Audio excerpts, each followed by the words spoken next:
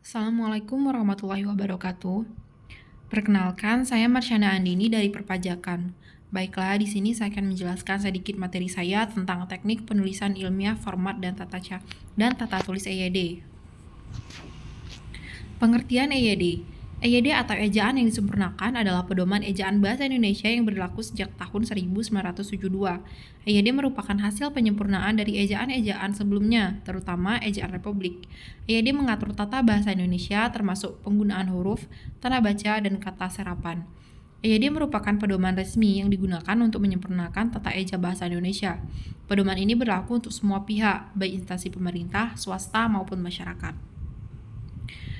Fungsi EYD. Ejaan tidak semata-mata hanya digunakan untuk penulisan kata atau kalimat dengan benar. Ejaan juga memiliki fungsi yang cukup penting dalam penulisan bahasa Indonesia. Menurut Siti Maimunah dalam buku Bahasa Indonesia untuk Perguruan Tinggi 2019, berikut fungsi ejaan diantaranya. Yang pertama, sebagai pembakuan dalam membuat tata bahasa agar semakin baku. Yang kedua, membuat pemilihan kosakata dan istilah menjadi lebih baku. Yang ketiga, sebagai penyaring unsur bahasa asing ke bahasa Indonesia sehingga dalam penulisannya tidak menghilangkan makna aslinya. Yang keempat, penggunaan ejaan dapat membantu mencerna informasi dengan lebih cepat dan mudah karena penulisan bahasa yang lebih teratur.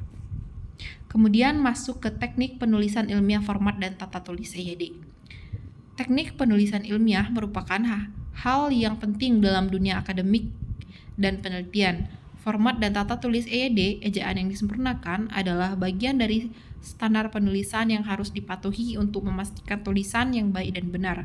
Berikut adalah beberapa panduan dasar mengenai format dan tata tulis EYD dalam penulisan ilmiah. Format penulisan ilmiah. Yang pertama itu judul. Harus jelas dan mencerminkan isi tulisan.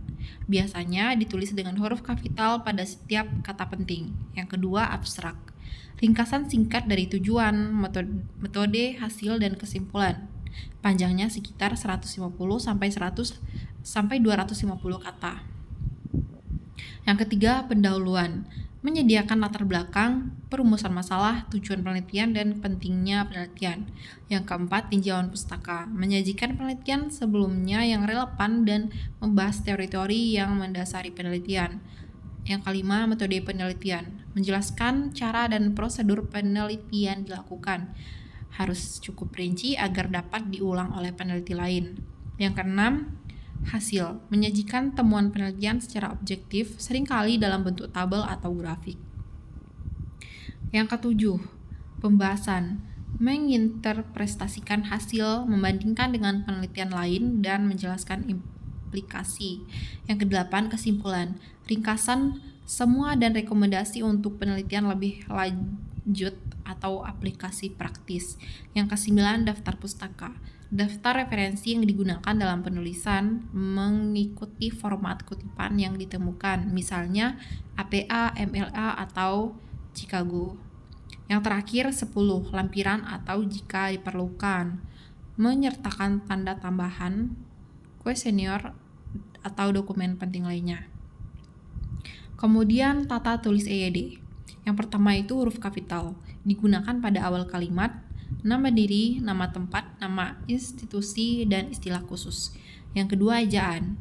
Ikuti aturan EYD untuk ejaan yang benar seperti pemisah kata, penggunaan huruf kapital, dan tanda baca. Yang ketiga, tanda baca. Gunakan tanda baca seperti titik, koma, dan titik dua dengan tepat. Gunakan tanda kurung untuk menyertakan informasi tambahan. Yang keempat, penulisan angka.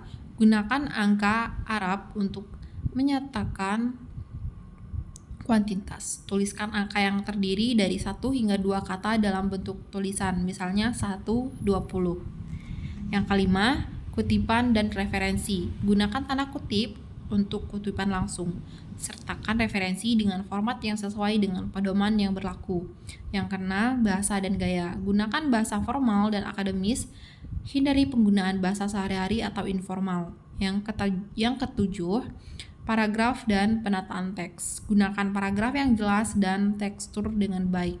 Biasanya paragraf baru diawali dengan indentasi. Apa pentingnya penggunaan EYD dalam penulisan karya tulis ilmiah?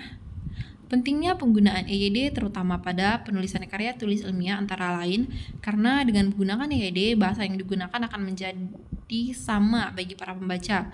Pembaca karya tulis ilmiah dari beragam suku dan budaya akan disatukan oleh satu, yakni bahasa Indonesia.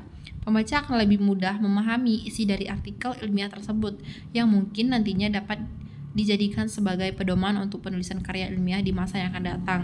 Dengan menggunakan EYD yang benar, seperti menggunakan tata bahasa yang baik, tanda baca, huruf kapital, dan lain sebagainya, maksud dan tujuan dari penulisan dapat tersampaikan secara jelas kepada pembaca.